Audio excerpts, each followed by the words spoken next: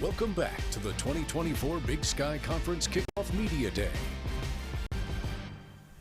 Welcome back to Spokane, Washington, and the Big Sky Kickoff Weekend as we continue to wind things down here at Media Day. Megan Robinson, Kyle Hansen, and we are joined by Idaho head coach Jason Eck. Jason, thanks so much for the time. Top 3 once again for the Vandals in both preseason polls. Just what do you think about the polls and where the Vandals are standing right now? Well, I think it's good. We're getting a little higher expectations than we had in the past, and that's where you want to be at a program. You want to be at a place like Montana and Montana State have been, where every year you have high expectations.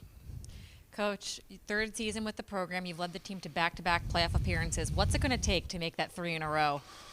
We just got to keep growing and defining it. And every team's a little different now. I think especially in this new era with name, image, and likeness and the transfer portal, it's a little bit more building a team every year than just building a program that's going to be continuous. So this team has to come together in fall camp. I think they've done great things over the summer, but it's ahead of us. We got to define this, and this team has to make its own identity. Jason, you're entering year 3 here as the head coach. What do you attribute to the most, the turnaround the last 2 years, the playoff runs and, of course, the quarterfinal run a year ago? I think I was able to put together a great coaching staff, and they really have done a great job mentoring the players.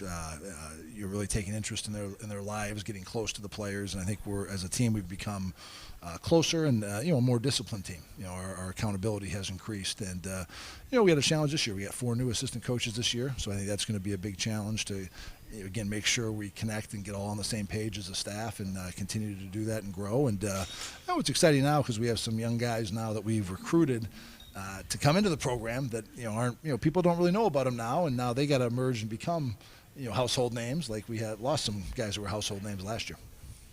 Coach, you signed a contract extension last month that keeps you in Moscow until 2028. How did it feel to know that you'll be here for another 4 years?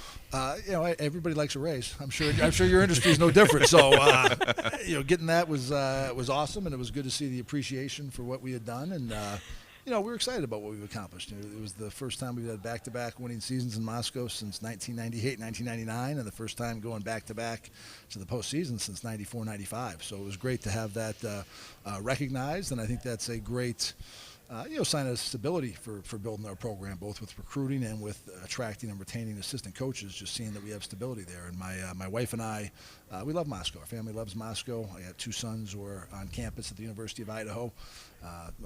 Quentin is a senior, and then my son Jackson plays on the team as a sophomore. So it's been just a great thing for our family being at the University of Idaho. As you take a look at the roster, Jason, you look at some of the big names from a year ago, moving on, leaving, big opportunities. What do you like about this group coming in? Where maybe some new faces are going to crack the rotation, but then a lot of guys, especially on that defensive side of the ball, are back and ready to make an impact. It's a dual-edged sword. Our O-line and D-line is really back pretty much intact. Now, that's good news, but then also the bad news is because nobody was giving them a lot of money to go someplace else, like some of the other spots. But I think those guys have really come along, and I think that's really the recipe to win, in FCS football. You look at all the championships North Dakota State won. It was being really good on the line of scrimmage. South Dakota State, I think, has been the best team in the line of scrimmage the last 2 years, and they've won. And Montana State have ridden great line of scrimmage to national championship games lately. So we got to keep making jumps there. We got to be one of the better D lines in the conference this year, and I think our O-line is probably a little bit behind that, but I think they got to surprise some people and make a big jump this year to get where we want to be. Coach, you're talking about your defense. You ranked 14th in FCS, first in Big Sky in total defense last year, returning 8 defensive linemen with at least 100 snaps of experience. What are your expectations for that defense this season? Continuing to grow, and I think we got to really master now being great in key situations. We got to get better on third down. I think that was something that hurt us last year. We didn't get off the field as well enough on third down, and then great defenses create momentum for the offense by getting turnovers. And we did a tremendous job in 22 of getting a ton of turnovers, which really helped us. Then last year we were negative in the turnover margin. So it's tough to have a year where you win 9 games and you're negative. So we got to get back to that, where getting more takeaways, which can really control and help our offense set up field position, because again, we don't have as many returners there, and that's an area we got to keep growing and developing. As you take a look at your schedule, Jason, we'll go ahead and throw it up here on the big board. Just wow. It's kind of all I can say to start off with it. I know last year I think you guys only had 4 home games, 5 this year, but you're playing Albany, who you saw in the quarterfinal round last year, and then of course 2 FBS games off the top. So just when you take a look at the schedule, I mean, you guys don't take it easy on yourselves, that's for sure. No, my 13-year-old son gave me a great scouting report on the NCAA football video game, and he said, "Yeah, Dad, Oregon's clearly the best team on this game. They're really good." So, hey, it's going to be a great challenge, but a great opportunity. And I think our players are very excited to play in a game like that, and a sellout crowd, and it's going to be a good opportunity. I think when you go into a game like that, you really want to focus on yourselves. You got to take the environment out of it.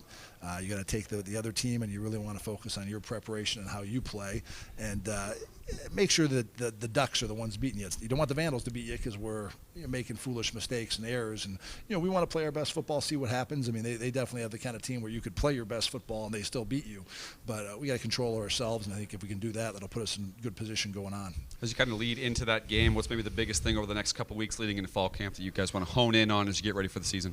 We got to do a good job of just finalizing some position battles. We got a few things like defining exactly who are going to be our starting receivers, our identity of being a 2 tight end team versus a 3 receiver team, and then we got to do a great job evaluating a really good freshman class. I'm excited about this freshman class we brought in, and I think that's going to be important in our first 5 to 10 practices of really deciding, hey, who can help us, who's going to play full time this year, and see how we can add a few pieces here to help us make a run. Absolutely. Well, Coach, good luck the rest of the season. Expectations high, and we'll see you later this fall. Thanks, Kyle. Thanks, Meg. Ease up. Absolutely. All right, and we'll be right back on the other side with the Idaho players here on the Big Sky Kickoff.